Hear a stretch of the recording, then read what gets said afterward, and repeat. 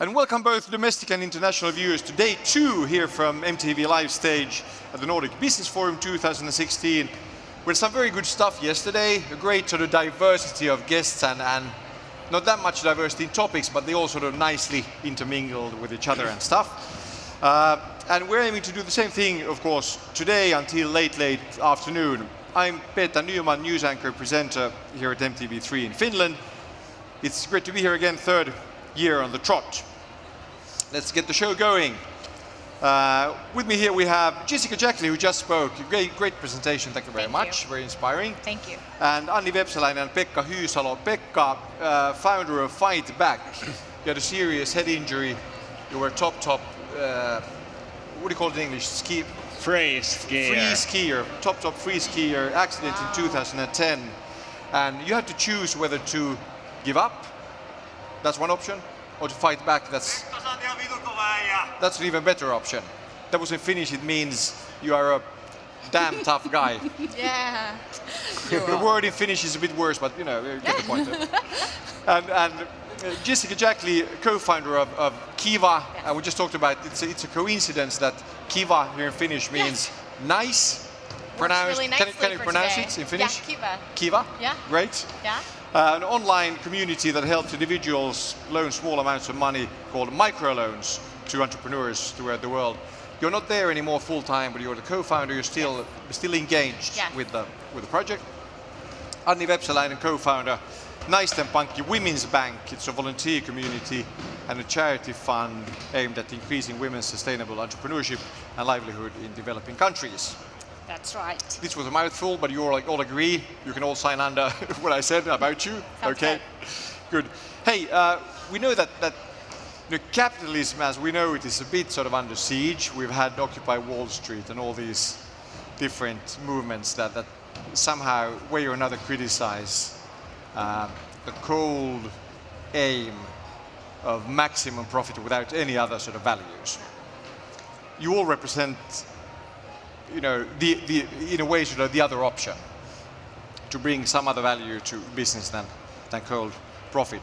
Jessica, was that we have to come a bit back, you know, what you said on the scene for those who did not see your presentation or hear it. Sure. So was that a motivation, a driver for you? You wanted to have something more than pure profit? Right. I mean, I've never been, my motivation does not come out of the sort of fight the man kind of place. I don't think it's bad. Not grandstanding or anything. Right. Okay. It's Kiva grew out of a small, discrete project to connect in a different way with people on the other side of the planet that usually, at least I, growing up, had heard about only sort of one side of their story, and only in the context of their need, their suffering, their the story that a lot of well-intentioned, wonderful nonprofit organizations wanted me to hear, so I would respond as a donor. And I wanted, you know, my co-founder Matt and I decided to start Kiva to forge a new connection and to allow people to have a more partnership relationship, more partnership interaction through a loan. Okay, but your driver, your sort of driver for social entrepreneurship, where did that come from? So I was working for a while at the Stanford Business School, and it was great because I had this small specific project, but also an opportunity to see things at a higher level, to sort of understand the theories and the ideas behind the movement, right? The new way of framing this work you could do in the world called social entrepreneurship. Thinking about not just building a sustainable organization, but bringing to the forefront the kinds of other impact that you wanted to have. So as I said, this sort of other angle we have on capitalism now. So in this sense, you're a child of your own generation. Yeah.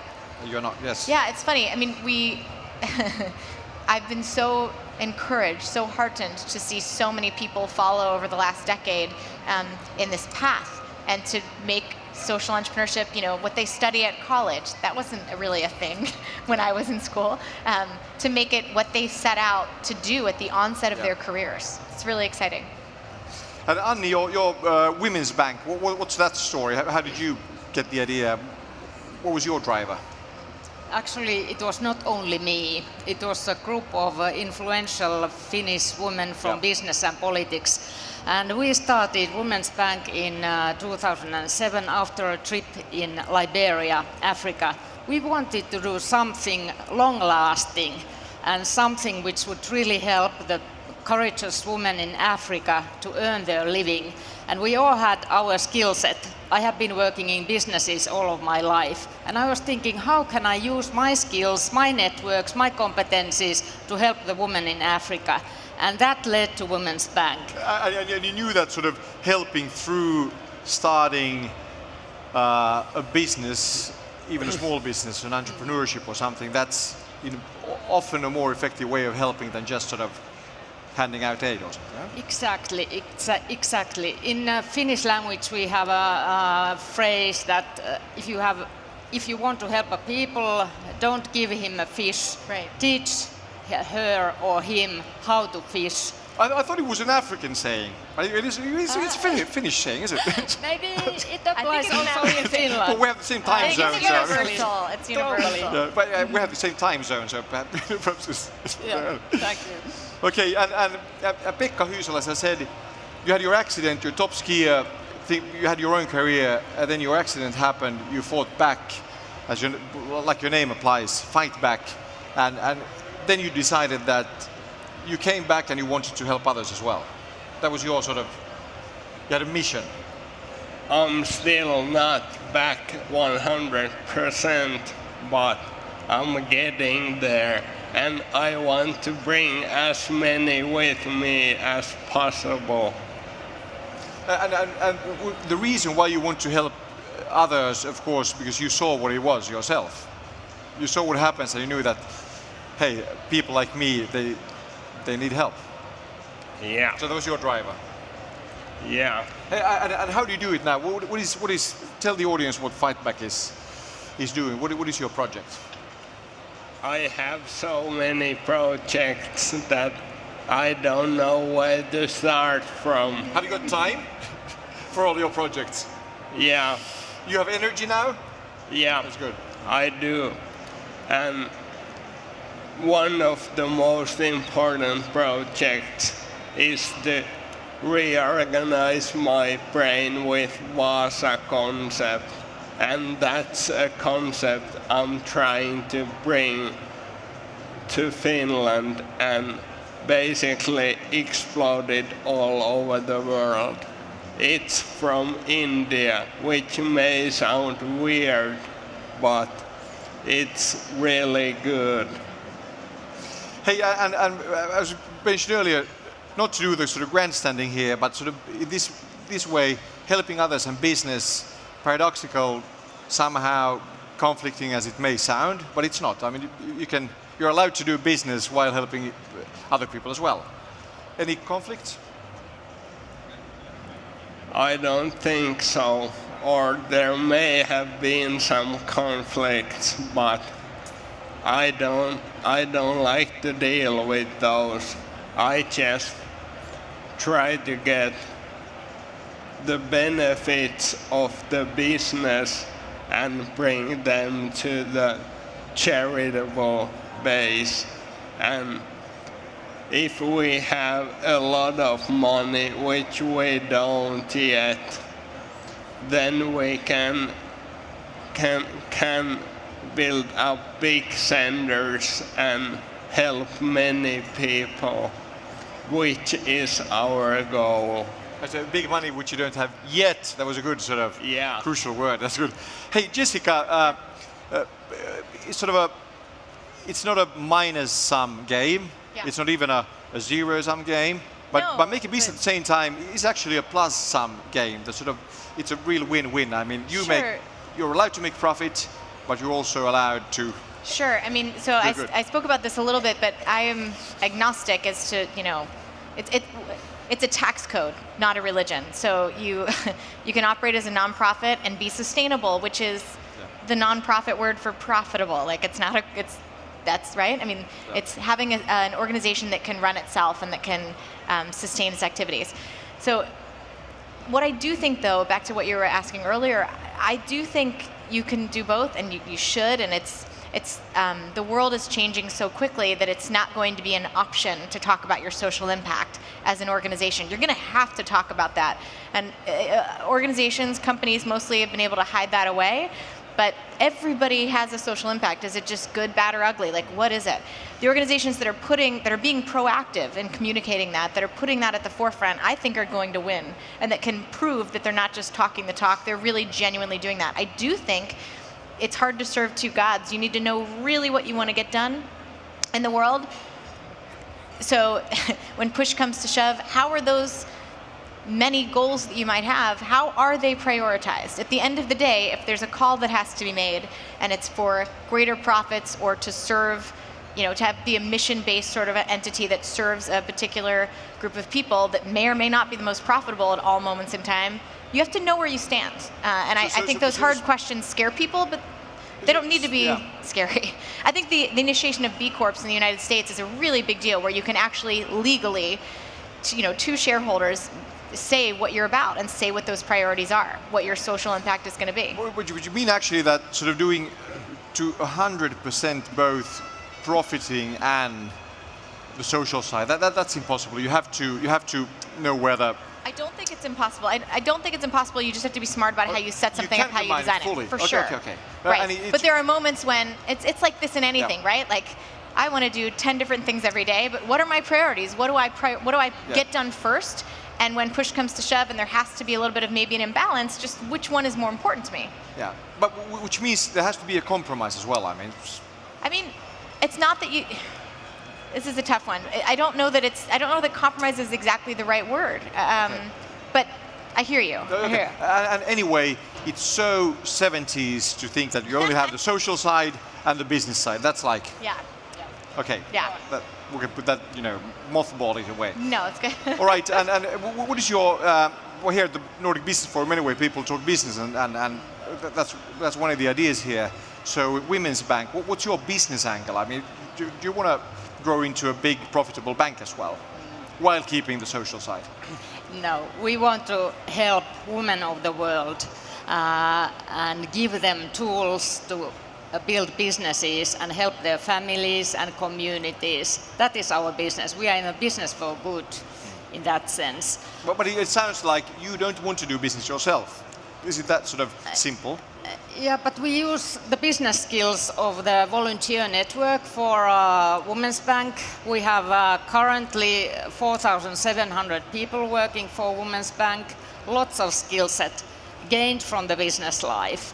And in that way, we can utilize those skills to help the women in the developing countries. It's a unique combination of women from business and then NGO, Finchurch Aid, which we work together with in a close cooperation. What do you feel if you look at the big corporations of today? Do you see them basically prospering at the expense of the surrounding communities? Is it a problem? Yeah, I mean, tell me, the question again is it a problem that there are organizations that... big businesses prosper at the expense of the community? Only thinking about business. That's not okay. Yeah, it's not okay. And I think the world's going to continue to... We need to change. We need to change here through They will be held accountable over time. The whole business world. Yeah, I think so. There's another subtlety here, though. I think it's not... You didn't say this, but I hear a lot this sort of theme that nonprofits and social ventures should really learn. They can learn so much from business. Okay, sure, but there's a lot. It's not like they have the corner market on being smart and getting things done. There are nonprofits that are doing fantastic work that have lessons that business could learn from in terms of their storytelling, their branding, whatever else. There are churches that have loyalty like nothing else. There are people and there are teams of people doing amazing things everywhere the business can learn from too and should learn from. But there is a sea change going on in a way. I mean, the big corporations, they have all their social programs today and stuff, so more than what they had like 20 or 30 years ago. Yes, it's really exciting. It is changing actually. Yeah. So how do you see it? How do you see it, Pekka? Do you think when you see around you big companies and stuff, do you think they are doing enough social work as well, or do they have a social dimension that is enough in a way, or would you hope there to be more? Well, it depends on the company, of course. Have any good examples? Someone who you think that does it right? Yeah, I know some, but they are not like huge multinational corporations.